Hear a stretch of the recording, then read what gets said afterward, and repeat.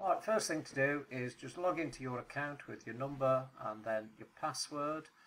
Log in. When you come to the hub, just go to manage your account, and then if you go to stock checker, just type in either the code number or the product that you're looking for. Here I'll put in the throw check level, and then that will show how many of each item they've got. So you can see that one there, the natural houndstooth throw, there's a good quantity of those, so that would be a good thing to sell.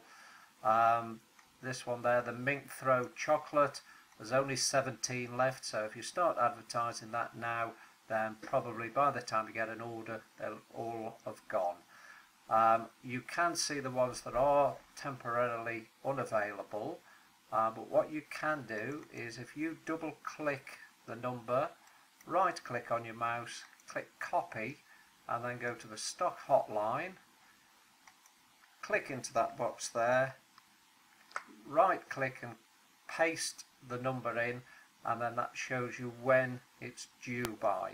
So that's a good way of checking the stock and making sure that you're only advertising products that are available. Hope that helps. Okay, bye now.